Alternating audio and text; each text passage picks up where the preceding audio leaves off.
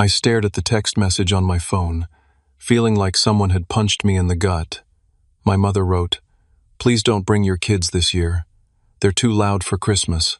My 7-year-old daughter Lily was leaning against my shoulder, her eyes widening as she read the words.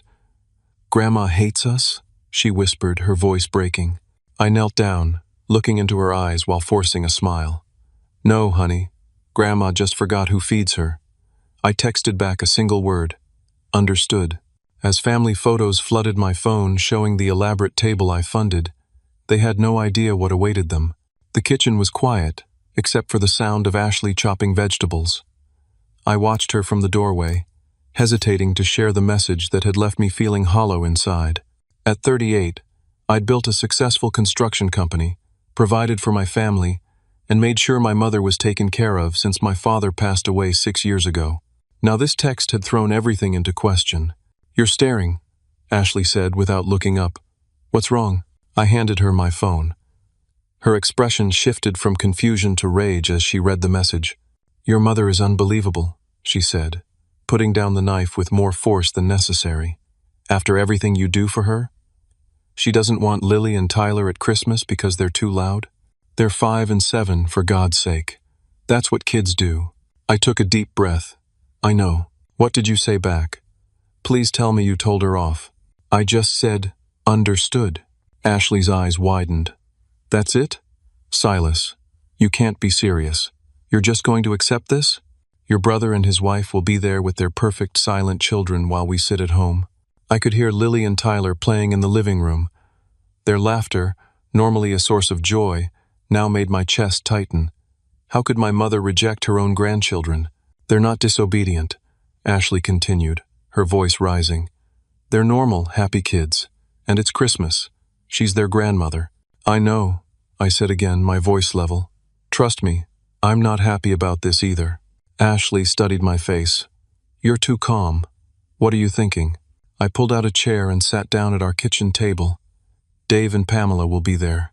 "Your brother and his wife?" "Of course they will. With their kids who apparently aren't too loud." I opened my phone gallery and scrolled through recent photos from Thanksgiving. "Look at this dining table. The new furniture. The renovations in the background. Your mom finally redecorated. What about it?" "She didn't pay for any of it," I said quietly. Ashley sat down across from me, her anger momentarily replaced by confusion. "What do you mean?" I pulled up my banking app and showed her the transactions. "I've been paying her mortgage for 4 years. I paid for the renovations last summer. I gave her money for that table. She told me your Aunt Caroline helped her with all that." I shook my head. "Caroline hasn't contributed a dime. Mom doesn't want anyone to know I'm helping." Ashley's expression softened. "Silas, you never told me it was this much money." I scrolled further back in the transactions. "It's not just Mom. Dave lost his job 2 years ago. I've been helping him and Pamela too. Their car payment, their kids' private school tuition." "What?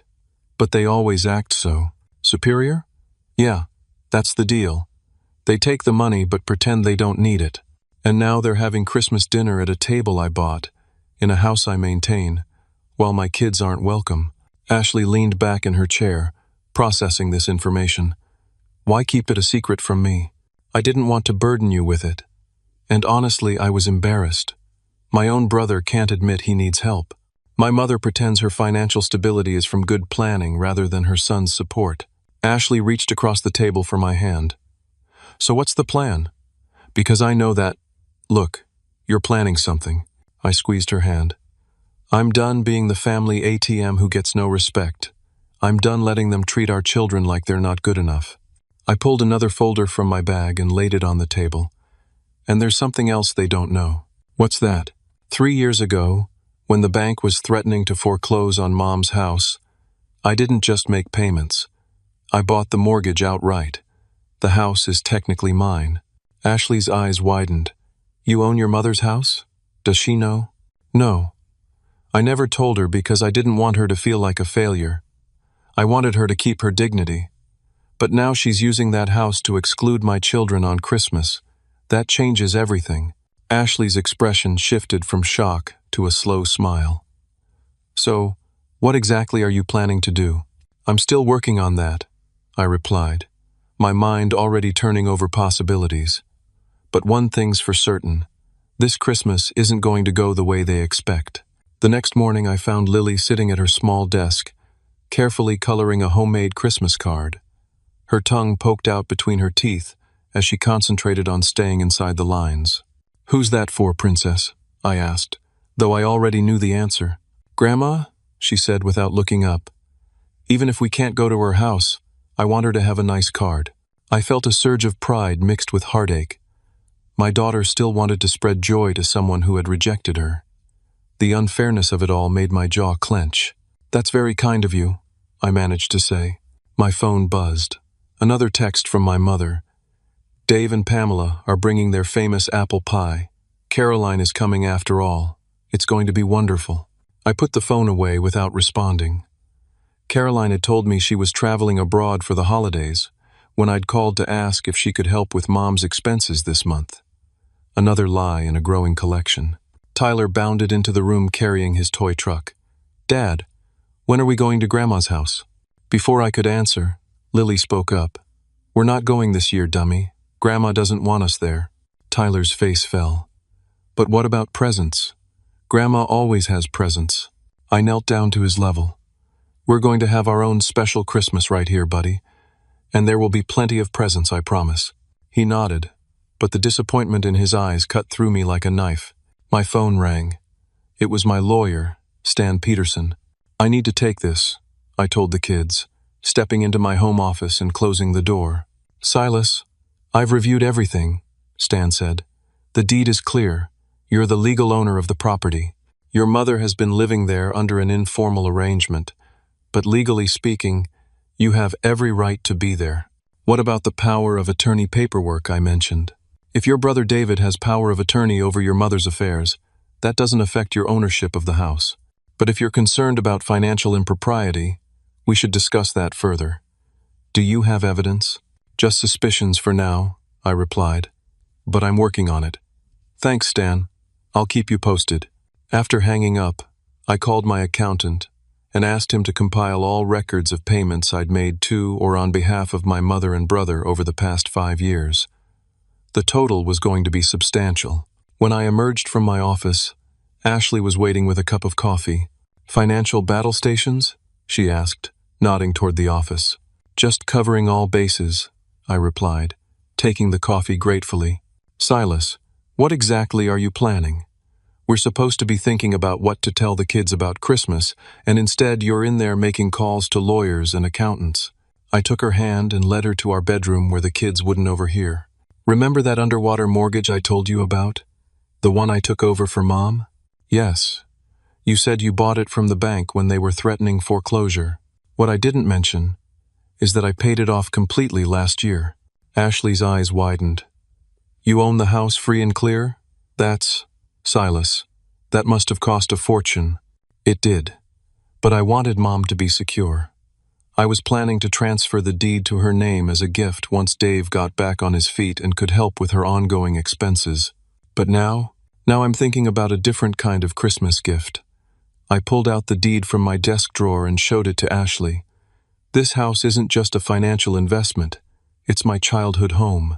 My father built parts of it with his own hands.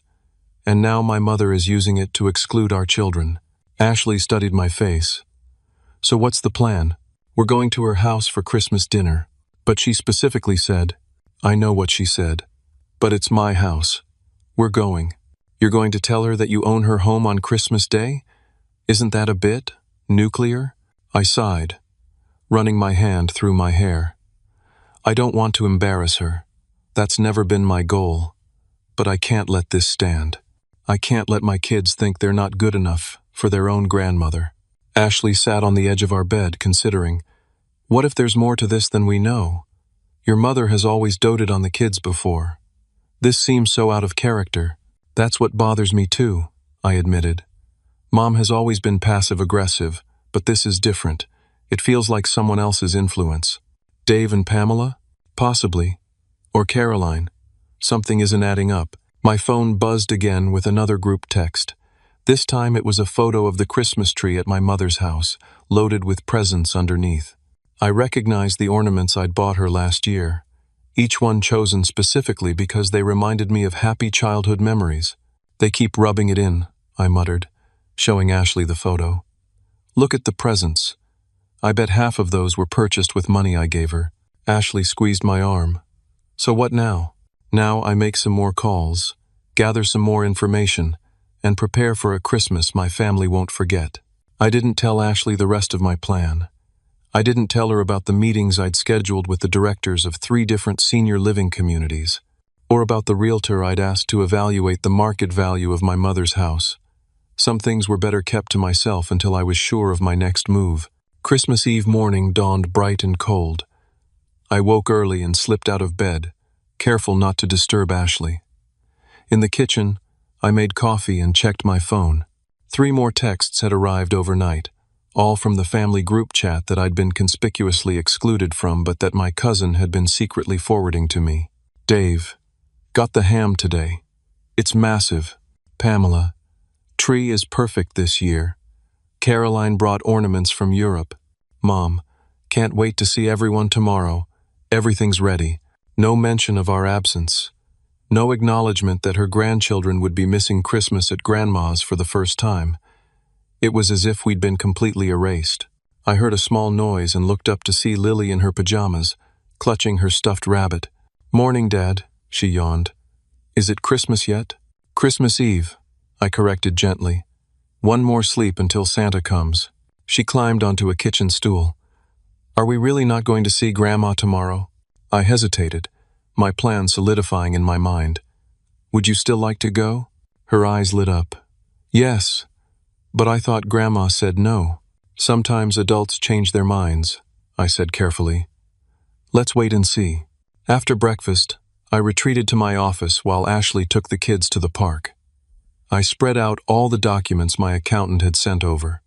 The numbers were even more staggering when laid out chronologically.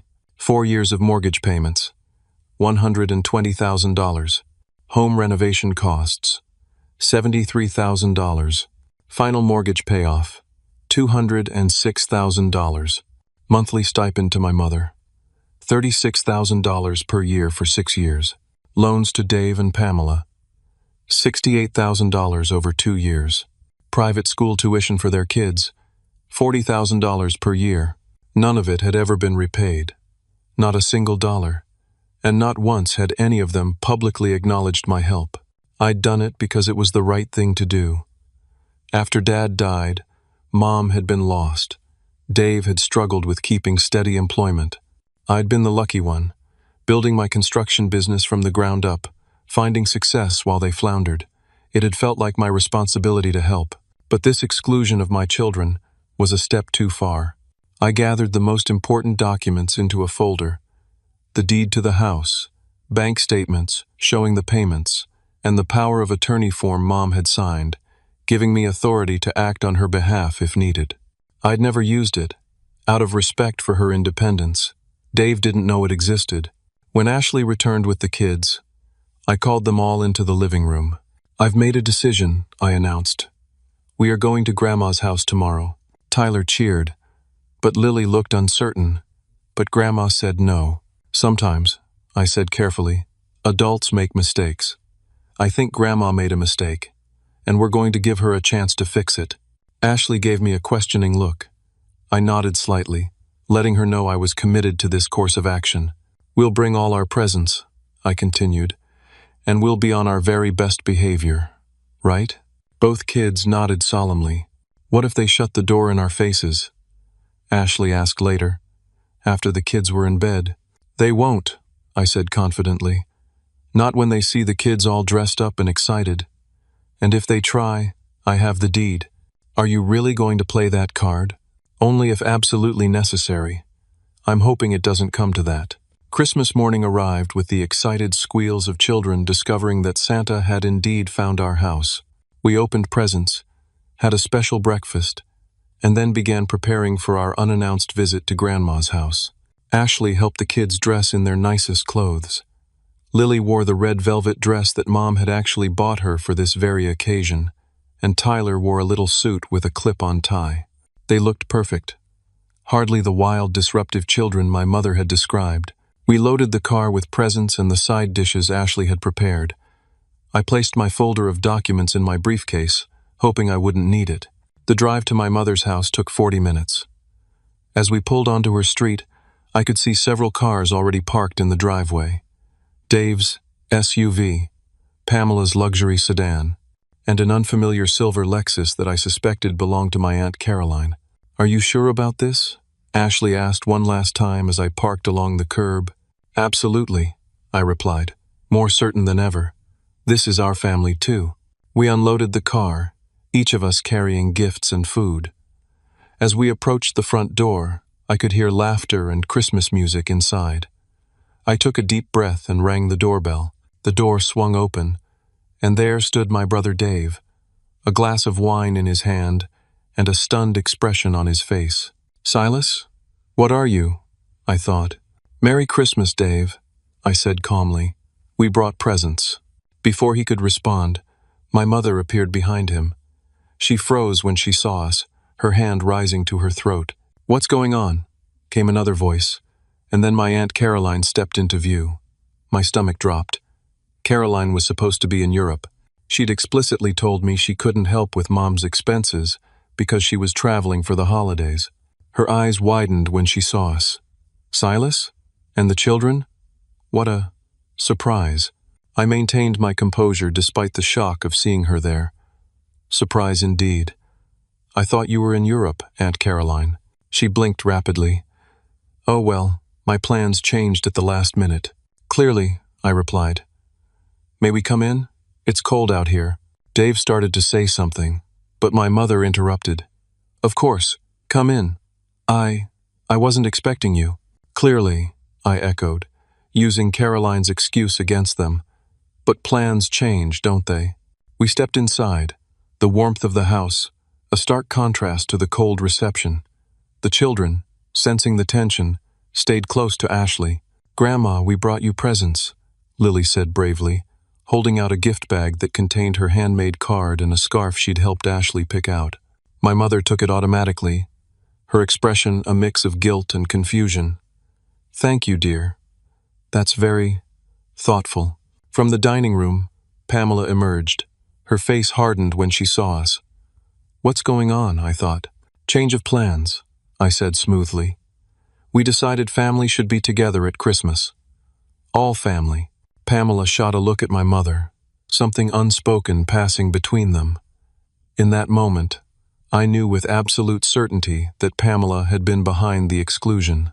The knowledge made my blood boil, but I kept my expression neutral. "Well," Dave said with forced joviality, "the more the merrier, right? Let me get some more chairs." As he disappeared into the dining room, Caroline approached me, lowering her voice. "Silas, this is awkward. Your mother specifically mentioned that the children were too loud." I finished for her. "Yes, I got that message. Strangely out of character for Mom, don't you think?" Caroline's eyes shifted away. "Well, I wouldn't know about that. Wouldn't you?" "Because I distinctly remember Mom always loving having the kids over. Until recently." Before Caroline could respond, my mother called us all to the table. Somehow, space was made for us, extra place settings hastily arranged. The children, perhaps sensing the importance of the moment, were on their absolute best behavior, using please and thank you without prompting. As we sat down to Christmas dinner at the table I had paid for, in the house I owned, I couldn't help but notice the expensive wine being poured, the new china plates, the crystal glasses, all funded by my generosity. Yet I'd been told my own children weren't welcome. But the most shocking revelation was yet to come. The tension around the dinner table was thick enough to cut with the carving knife Dave was using on the ham. My children sat quietly, almost unnaturally so, aware on some level that they needed to disprove the accusation of being too loud. Ashley kept giving me questioning glances, silently asking if and when I planned to confront the situation. "Everything looks lovely, Mom," I said, breaking the awkward silence. "The table setting is beautiful." "Thank you," she replied, not quite meeting my eyes. "Caroline helped with the arrangements." Caroline smiled tightly. "I have an eye for these things." "I'm sure you do," I said pleasantly. almost as good an eye as you have for travel. Europe at Christmas must be beautiful. When did your plans change? Caroline's smile faltered. Oh well, you know how these things go. Work commitments cleared up unexpectedly. How fortunate, I replied, taking a sip of wine. For everyone except my children, who were uninvited. Dave cleared his throat. Silas, maybe we shouldn't get into this right now. Get into what, Dave? The fact that my kids were specifically excluded from a family Christmas? Or the fact that Aunt Caroline supposedly couldn't help with Mom's expenses this month because she was traveling, yet here she is?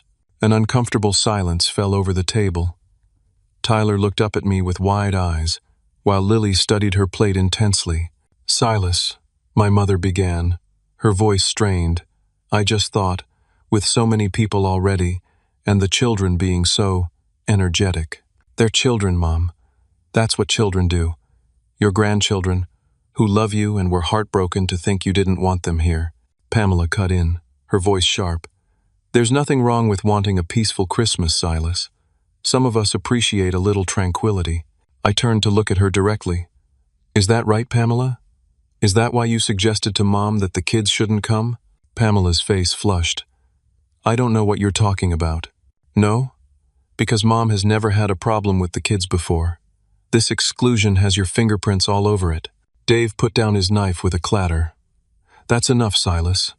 You can't just show up uninvited and start throwing accusations around. Uninvited to a house I own? The words slipped out before I could stop them. A stunned silence fell over the table.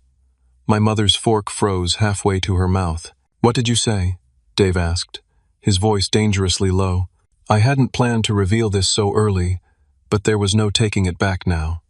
I said, uninvited to a house I own. Who do you think paid off the underwater mortgage 3 years ago? Who do you think has been paying for the property taxes, the insurance, the utilities? My mother put down her fork, her hand trembling slightly. Silas, please. No, Mom. I've kept quiet for years. I've paid bills, covered expenses, helped everyone at this table financially, without ever asking for acknowledgement or gratitude. But I draw the line at my children being treated like unwelcome intruders. Caroline spoke up, her voice sickly sweet. Silas, dear, I'm sure your mother appreciates your help, but that doesn't give you the right to. To what? Expect basic respect? To expect my children to be included in family gatherings? What exactly am I not entitled to, Aunt Caroline? You're making a scene, Pamela hissed, glancing at the children. No, you created this scene when you convinced my mother to exclude her own grandchildren from Christmas. Pamela's face contorted with anger. You've always been the favorite, haven't you? Golden boy Silas who can do no wrong. The successful one who gets to lord it over the rest of us. Lord it over you? Are you serious? I've been quietly supporting this entire family for years. We never asked for your charity, Dave snapped. Your private school tuition payments suggest otherwise, I countered. Or the car loan I covered when you were 3 months behind. Or the credit card debt I paid off last summer. Dave's face flushed red. That's different. That was temporary assistance during a rough patch. A rough patch that's lasted 2 years and counting. The children were watching this exchange with wide eyes. Ashley put her arm around Lily, who was beginning to look upset. Maybe we should take the kids to the other room, Ashley suggested quietly. Good idea, I agreed, grateful for her intervention. Why don't you take them to open some presents? After Ashley led the children away, I turned back to the adults at the table. Now we can speak freely. I want to know exactly why my children were excluded from Christmas. My mother looked down at her plate. Silas, it wasn't. I didn't mean. It was my idea, Pamela interjected, lifting her chin defiantly.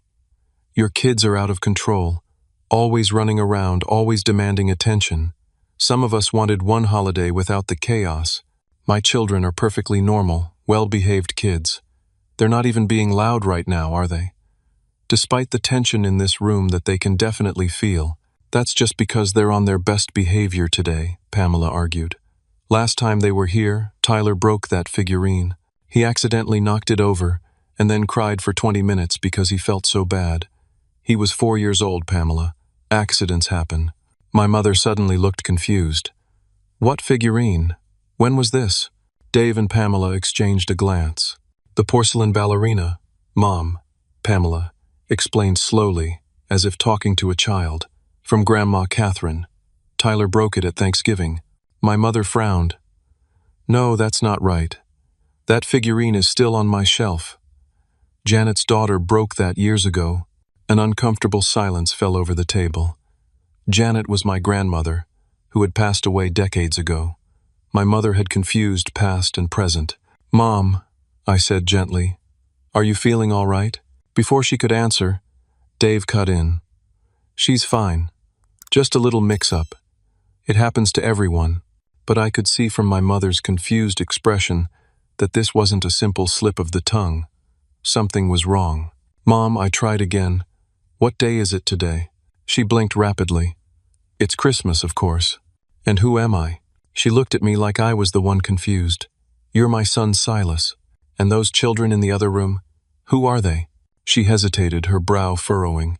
They're Dave's kids, aren't they? My heart sank. No, Mom. They're my children. Lily and Tyler. Your grandchildren. Dave stood up abruptly. That's enough, Silas. Mom's just tired. It's been a long day with all the preparations. This isn't tiredness, Dave. Something's wrong. How long has she been having memory problems? She doesn't have memory problems, Pamela insisted.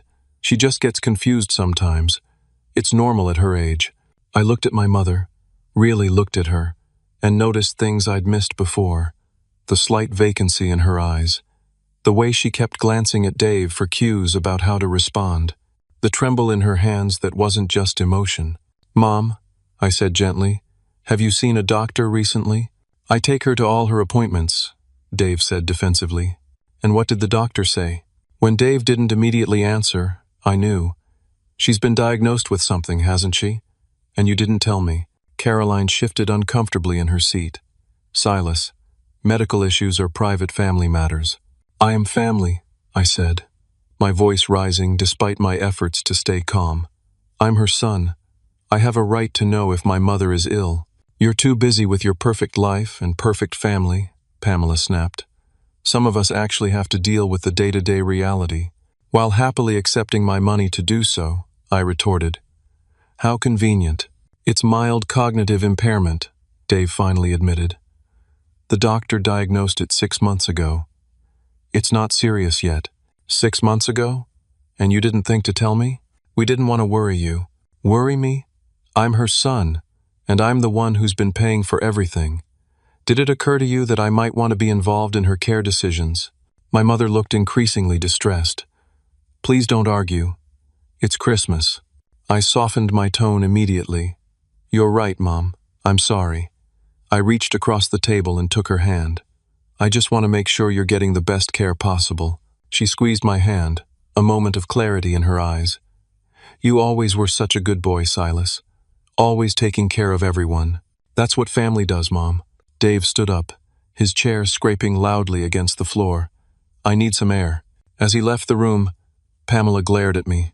Now you've upset everyone. Are you happy? What makes me unhappy, Pamela, is discovering that my mother has a medical condition I wasn't informed about, while being excluded from Christmas under false pretenses. What makes me unhappy is realizing that my financial support has been taken for granted, while my children have been pushed aside. No one asked you to pay for everything, Caroline interjected. Actually, Dave did, repeatedly, and I've kept every text message, every email request, just like I've kept records of every payment I've made, including the checks I wrote to you, Aunt Caroline, when you said you needed help with medical bills last year, the same year you took that cruise to Alaska that you posted all over Facebook. Caroline's face paled. That's different. I paid you back. No, you didn't. Not a penny. Just like Dave hasn't repaid any of his temporary loans. Just like no one has acknowledged that I own this house outright. My mother looked confused again. This is my house. Your father and I bought it. Yes, Mom. And after Dad died and you were struggling with the payments, I took over the mortgage. Remember?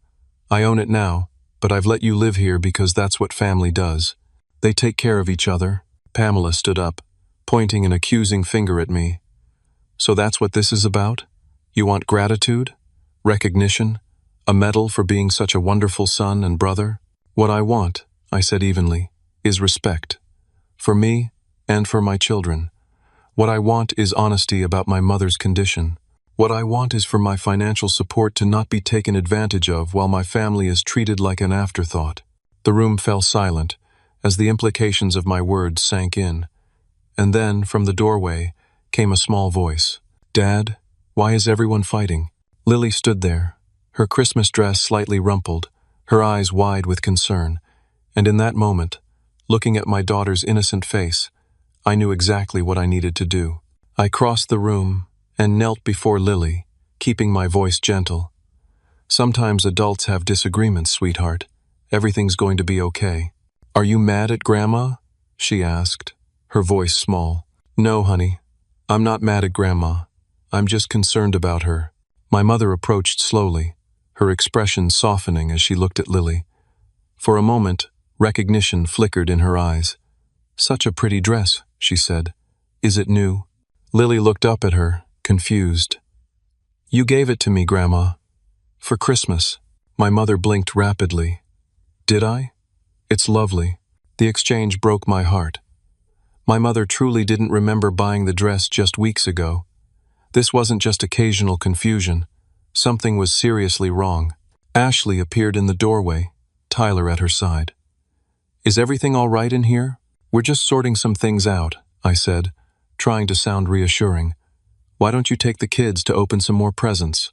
Actually, Ashley said with forced brightness, I think we should help clear the table. Kids, let's gather the plates. It was a transparent attempt to normalize the situation, and I was grateful for it. The children needed stability amid this chaos. As we cleaned up, Dave returned from outside. His face was flushed, either from the cold or from anger, I couldn't tell. We need to talk, I told him quietly. Privately, he nodded curtly and led me to our father's old study. The room was largely unchanged since Dad's death, preserved like a museum exhibit. Photos of our childhood lined the walls, including several of Dave and me fishing with our father. Look, Dave began defensively as soon as the door closed. I know you're upset about the kids being uninvited, but you have to understand. This isn't about that anymore, I interrupted. This is about Mom. I want to know exactly what the doctors have said. Dave sighed, the fight seeming to drain out of him. He sank into Dad's old leather chair. It started with little things, forgetting where she put her keys, missing appointments. Then she started mixing up names, dates. The doctor ran some tests. It's early-stage dementia. The confirmation hit me like a physical blow. Why didn't you tell me? Honestly, I didn't want to worry you, and I was handling it. Handling it by having her exclude her grandchildren from Christmas? By keeping me in the dark while still accepting my financial support?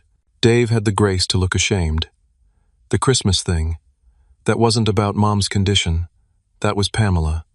She thought it would be easier on Mom to have a quieter holiday, and you went along with it. Pamela can be persuasive. She manipulated Mom into excluding my children, her own grandchildren. Dave didn't deny it. Look, Silas, I know you're angry, and you have every right to be, but I've been the one here day after day, dealing with Mom's decline. You get to swoop in with your checkbook and then return to your perfect life. My perfect life includes working 60-hour weeks to support not just my family but yours and Mom's too, I retorted. And if you had told me about her condition, I would have been here more. I would have helped. Would you? Really? Because from where I sit, it looks like you've been happy to throw money at the problem and call it a day. The accusation stung, partly because there was a grain of truth to it. I had used financial support as a substitute for time and presence. That's not fair, Dave. I've been trying to keep this whole family afloat, while building your little empire, sure. I took a deep breath, refusing to be baited into another argument. Show me her medical records, her prescriptions.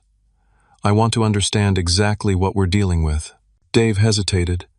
I don't have them here. You're her caretaker and power of attorney. You should have copies of everything. A flicker of something crossed Dave's face. Guilt? Fear? Who said I have power of attorney? Don't you? You said you take her to all her appointments. You're managing her care. Well, yeah, but officially, there's no paperwork yet. Something didn't add up. So who makes her medical decisions? Who has access to her accounts? Dave shifted uncomfortably. I handle her finances. She added me to her accounts years ago. All of her accounts? The main ones. A suspicion began forming in my mind. Show me her bank statements. What? No, that's private. Not if you're misusing her funds. Dave's face darkened. How dare you accuse me? Then prove me wrong. Show me where my support payments have been going. Show me her medical expenses, her household costs. I don't have to prove anything to you. Actually, you do. I pulled out my phone and opened my email. Because I have power of attorney. Dave's face went pale. What? Mom signed it 3 years ago, when she was still lucid. After the second time, she missed a mortgage payment. She was afraid of making financial mistakes, so she signed a durable power of attorney naming me as her agent. I showed him the document on my phone. I've never used it because I wanted to respect her independence.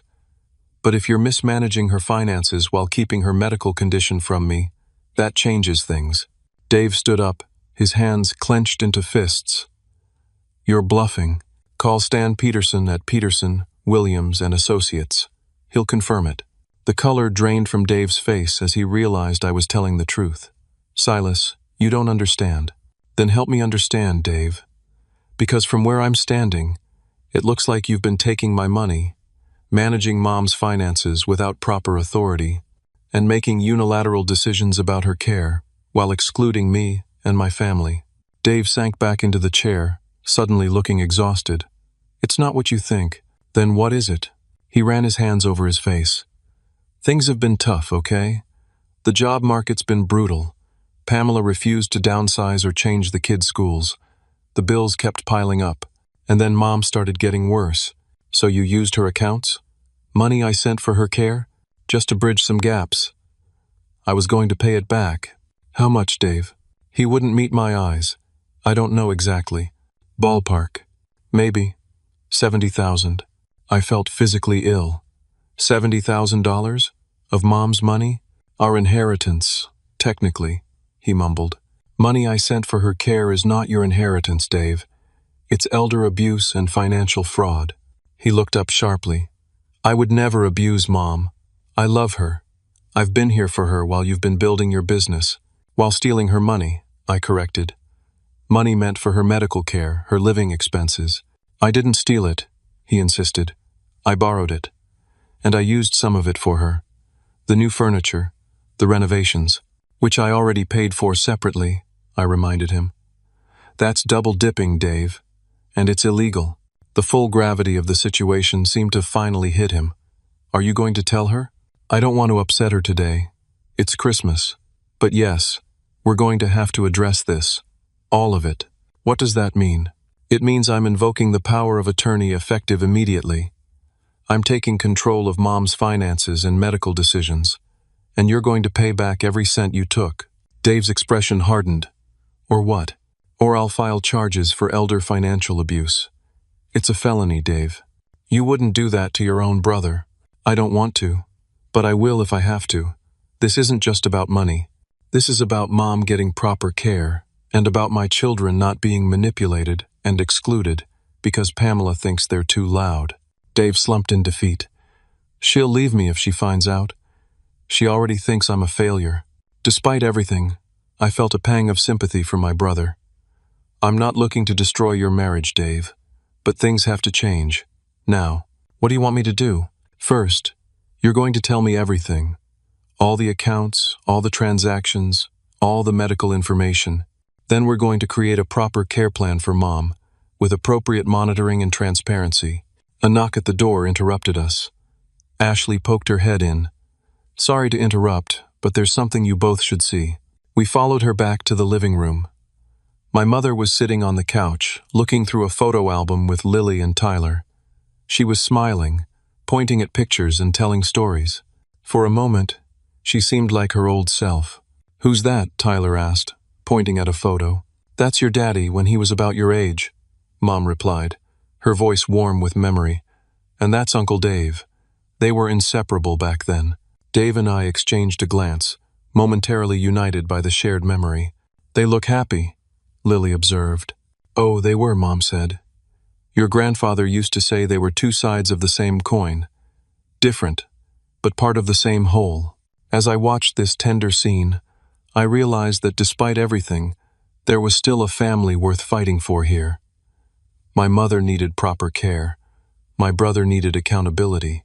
But most of all, my children needed their grandmother and extended family in their lives. The path forward wouldn't be easy. But as I looked around the room at the Christmas tree, the scattered wrapping paper, and the faces of the people I loved, I knew what I had to do. And that's when I noticed something that stopped me cold. On the side table next to where Pamela was sitting was a stack of official-looking papers. The top document was clearly visible, a deed transfer form with my mother's shaky signature at the bottom. Dave wasn't just taking money from her accounts. He and Pamela were trying to transfer ownership of the house that I legally owned. The revelation left me speechless. This wasn't just financial mismanagement or poor judgment. This was calculated fraud, and suddenly, all the pieces fell into place. The reason they didn't want us here for Christmas, the reason they'd kept Mom's condition secret. They weren't just taking advantage of her diminished capacity, they were actively exploiting it, and I had all the proof I needed sitting right there on the side table. The room seemed to spin around me as I processed what I was seeing. The deed transfer documents were partially obscured, but I could clearly see my mother's signature and the property address. Pamela noticed me staring and quickly covered the papers with a magazine. Too late. I excused myself and stepped outside, needing a moment to collect my thoughts. The cold December air helped clear my head. This wasn't just about Christmas dinner anymore. This wasn't even about my children being excluded. This was elder abuse, plain and simple, perpetrated by my own brother and his wife. I pulled out my phone and called Stan. "It's Christmas, Silas," he answered, sounding surprised. "Is everything all right?" "No," I replied, keeping my voice low. "I need your help. Urgently. Dave and Pamela are trying to transfer the deed to Mom's house, the house I legally own." "That's impossible without your signature," Stan said. "Unless, is your mother trying to claim she still owns it?" "No. I think they're exploiting her condition. She has early-stage dementia, Stan. They've kept it from me for months, and now I find transfer documents with her signature." Stan's tone shifted immediately from holiday cheer to professional concern. "That's a serious allegation, Silas. Do you have proof of her condition?" Dave admitted it, "and I have the power of attorney we prepared 3 years ago." "The one you never filed?" "Right. We need to file it immediately. And you need to secure any evidence of financial exploitation, bank statements, transfer documents, anything you can legally access. The transfer documents are right here in the living room. Don't do anything rash," Stan cautioned. "Don't accuse them directly yet. Gather information first." "What about Mom?" "She's confused, vulnerable.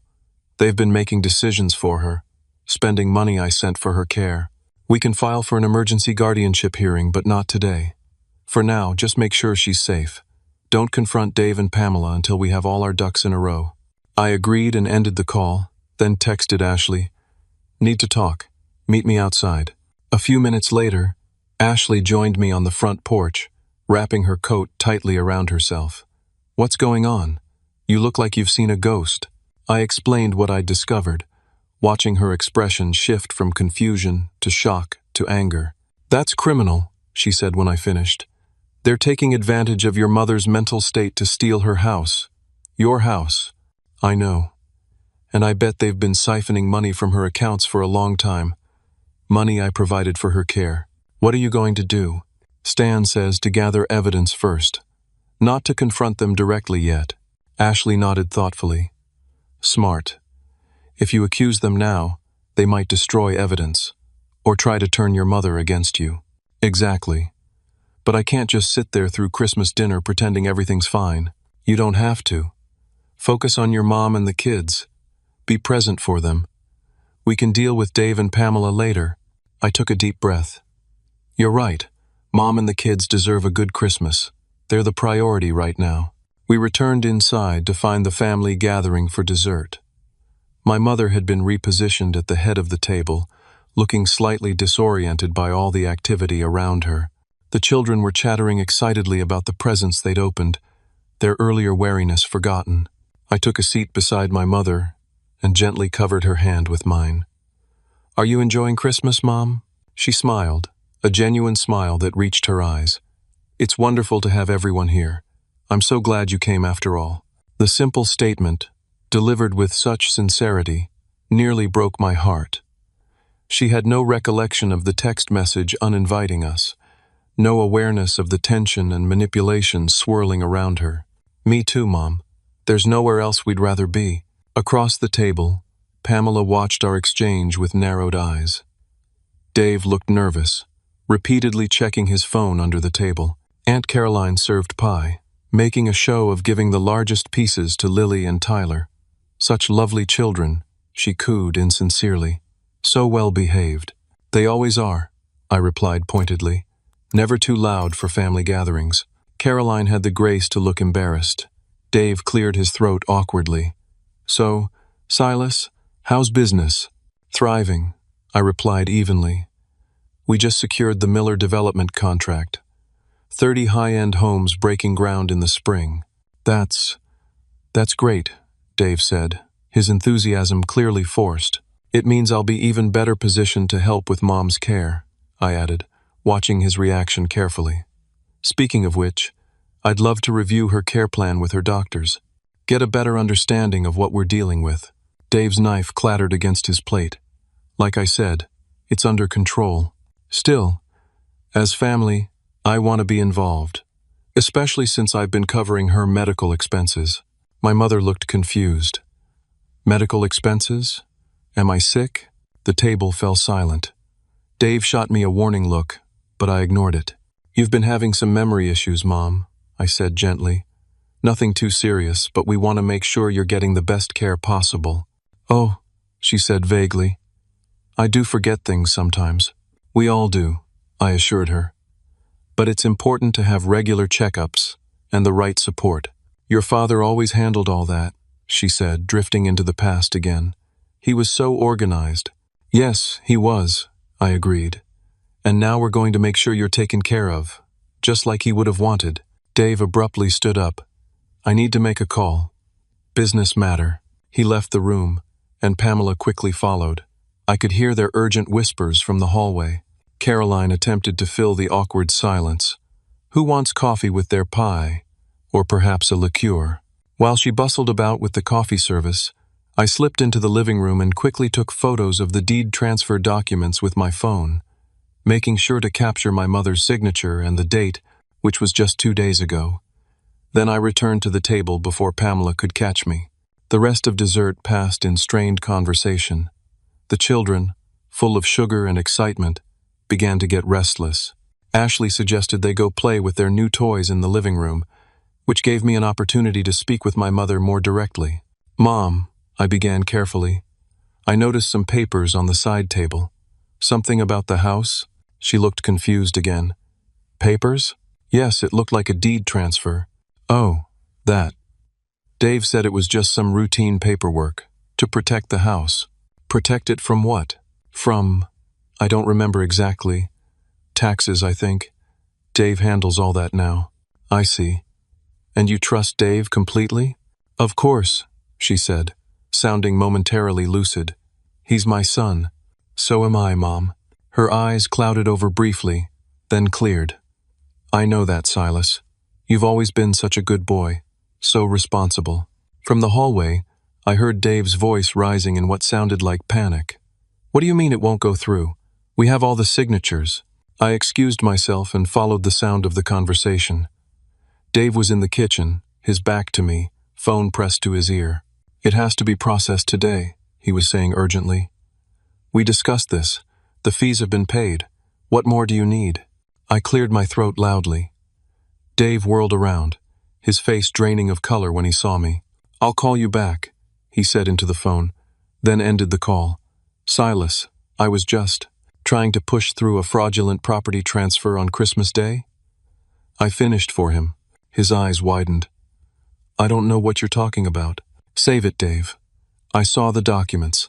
I know Mom has dementia. I know you've been exploiting her condition. It's not like that, he protested weakly. Then what is it like? Explain it to me. Because from where I'm standing, it looks like you and Pamela are committing elder abuse and fraud. Before he could respond, Pamela entered the kitchen. Dave, what's going on? Silas knows, he said simply. Pamela's expression hardened. Knows what? That we're trying to protect your mother's assets? That we've been caring for her while you've been off building your empire? Is that what you call forging transfer documents and stealing from her accounts? Protection? We didn't steal anything, Pamela snapped. And those documents are perfectly legal. Your mother signed them willingly. My mother has dementia, I said flatly. Any documents she signed recently are suspect at best, fraudulent at worst. Especially documents attempting to transfer property that isn't hers to transfer. Pamela looked confused. What are you talking about? This house has been in your family for generations, and it still is. But the deed is in my name. Has been for 3 years, when I paid off the underwater mortgage that was about to go into foreclosure. Mom doesn't own this house. I do. The shock on their faces would have been comical under different circumstances. That's impossible, Dave sputtered. Mom would have told us, would she? When you've both made it clear you resent any financial help from me? When you've been pretending to everyone that you're doing fine on your own? Pamela recovered first, her expression calculating. Even if that's true, your mother has been living here for years. She has rights as a tenant. Absolutely, I agreed. I've never disputed that. I bought the house so she could continue living here without worry. But that doesn't give you the right to try to transfer the deed using her diminished capacity. You can't prove any of this, Dave said, but his voice lacked conviction. Actually, I can. I have the original deed. I have records of every payment. And now I have photos of the fraudulent transfer documents you tried to push through today. Dave's face crumpled. Silas, please. You don't understand. We're underwater on everything. The credit cards, the car loans. The kids' tuition is due next month. We needed a way out. So you decided to steal from our mother? To exploit her condition? To exclude my children from Christmas so I wouldn't discover what you were doing? That wasn't the reason, Pamela insisted. The kids really are too loud for her. In her condition, she gets agitated easily. Yet she's sitting out there now, perfectly content with both children beside her, I pointed out. The only thing agitating her is your deception. Dave sank into a kitchen chair. What are you going to do? That depends on you. Here's what happens next. You return every penny you took from Mom's accounts. You turn over all her medical records and financial documents to me. And you step aside and let me handle her care going forward. And if we refuse, Pamela challenged, then I file charges for elder abuse and fraud. I evict you from any properties I own where you're living, and I stop covering your kids' tuition, your car payments, and any other expenses I've been quietly handling. The color drained from Pamela's face. You wouldn't. Try me. Dave looked up, defeat written across his features. What about Mom? Where will she live? She'll stay right here, where she's comfortable, but with proper care from now on. Care that I'll arrange and monitor.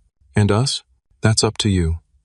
If you cooperate fully, pay back what you took, and commit to being the son and daughter-in-law she deserves, then you'll still be part of her life. If not, I let the implication hang in the air. Dave and Pamela exchanged a long look, some unspoken communication passing between them. We need time to think, Pamela finally said. Take all the time you need, I replied. But the fraudulent transfer stops today, and I'm invoking my power of attorney immediately. I pulled the document from my briefcase and placed it on the table between us.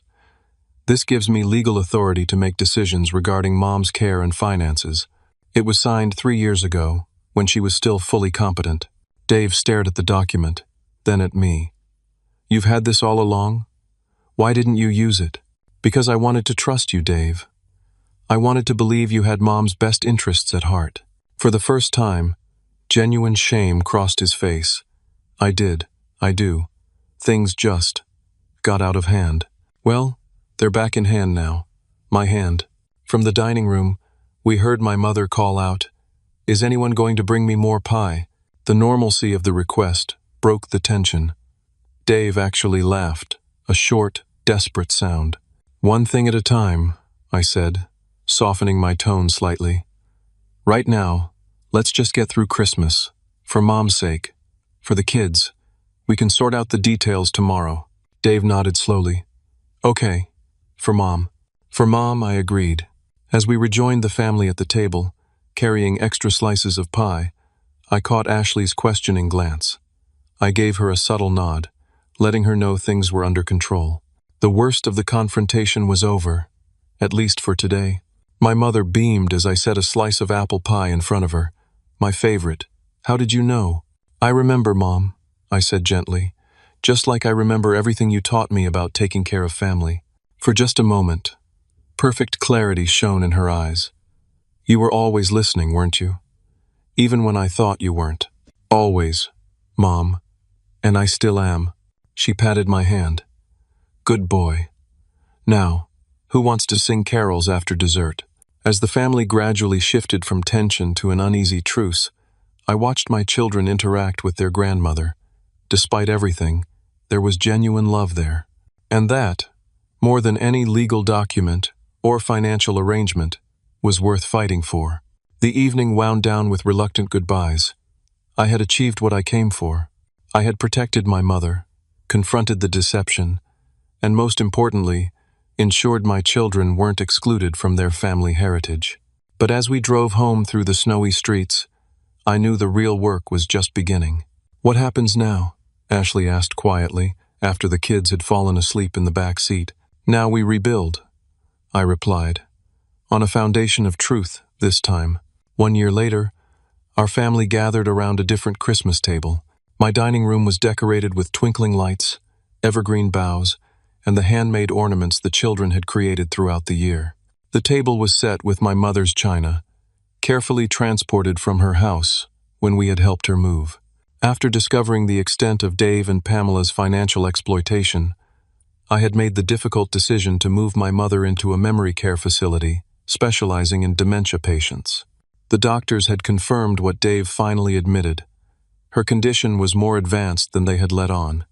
She needed professional care beyond what any of us could provide at home. At first, she had resisted the move, clinging to the familiar surroundings of the house she'd lived in for decades. But the structure and routine of the facility had actually improved her condition. With proper medication, cognitive therapy, and consistent care, her lucid periods had become more frequent and longer lasting. "More potatoes, Mom?" I asked, passing the bowl to where she sat beside me. She nodded, smiling. "Thank you, Silas. Everything is delicious." Across the table, Lily and Tyler were on their best behavior, but still bubbling with the excitement of Christmas. They had developed a special bond with their grandmother over the past year, visiting her regularly at the care facility, bringing her artwork, and singing the songs she taught them from her own childhood. "Grandma, can we open presents after dinner?" Tyler asked hopefully. "That's up to your parents," she replied, her voice stronger and more present than it had been in years. The conspicuous absences at the table were Dave and Pamela. After the confrontation last Christmas, things had gotten worse before they got better. Dave had initially agreed to my terms, but Pamela had balked, even threatening legal action. In the end, the evidence against them was too overwhelming. They had repaid most of what they had taken from my mother's accounts, but our relationship remained strained. They had moved to Arizona in the spring, after Pamela found a new job. Dave was still struggling professionally, but he called our mother weekly. He wasn't ready to face me yet, but I had hope that time would eventually heal that wound. My Aunt Caroline, surprisingly, had made amends more readily. After the truth came out about my financial support of the family, she had been genuinely remorseful about her role in the deception. She was spending Christmas in Florida this year, but had sent thoughtful gifts for everyone, including a generous donation to my mother's care facility. "Penny, for your thoughts," Ashley said, noticing my momentary distraction. "Just reflecting," I replied, "on how different things are from last year." She squeezed my hand under the table. "For the better, definitely for the better." After dinner, we moved to the living room for presents. My mother sat in a comfortable armchair, a handmade quilt over her knees, watching with clear eyes as the children tore into their gifts. When it was her turn, she unwrapped each present carefully, genuinely touched by the thoughtfulness behind each one. The last gift was from me. She opened it slowly, revealing a photo album I'd spent months compiling. Inside were pictures from throughout her life, each one labeled with names and dates to help her hold on to her memories. "Oh, Silas," she whispered, her eyes filling with tears as she turned the pages. "This is the most precious gift." "I thought it might help," I said, sitting beside her. "The doctors said familiar images can strengthen memory pathways." "It's not just that," she said, touching a photo of my father holding me as a baby. "It's the love that went into it. The time." She looked up at me. "That's what I regret most, you know. Not seeing how much you did for us. Taking you for granted." "Mom, you don't need to." "Yes, I do. I may forget many things these days, but I remember how I let Dave and Pamela convince me that you were too busy for us, that your success somehow made you less family rather than more. I was wrong, Silas. So wrong." I blinked back unexpected tears. "What matters is now, Mom. We're here now." She nodded, then turned to a more recent photo of herself with Lily and Tyler at the care facility. "They visit me every week, you know, even when you can't make it. They read to me, tell me about school. Such good children. Never too loud?" I teased gently. She laughed, a sound I had feared I might never hear again. "Oh, they're perfectly loud, just as children should be." Later, after my mother had been driven back to the care facility by her professional caregiver, after the children had finally gone to bed, exhausted from the excitement of the day, Ashley and I sat together in the quiet of our living room. "You did it," she said softly. "You saved your mother. You protected our family. You even managed to help Dave and Pamela despite everything." "We did it," I corrected her. "I couldn't have gotten through this without you." She leaned her head on my shoulder. "What about the house? Have you decided what to do with it?" I had been wrestling with that question for months. My mother's house, my childhood home, sat empty now. I couldn't bring myself to sell it, but maintaining it was an unnecessary expense. "I think I'm going to donate it," I said, the decision crystallizing as I spoke. "There's a nonprofit that provides transitional housing for families with children undergoing long-term medical treatment. They need places near the hospital where families can stay together during the crisis." Ashley looked up at me, her eyes shining. "That's perfect. Your father would have loved that." "I think so too."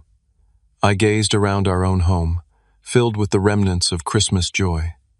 This year taught me something important, something I want to make sure the kids understand too. "What's that?" "That real wealth isn't measured in houses or bank accounts, or even in what you can provide for others materially.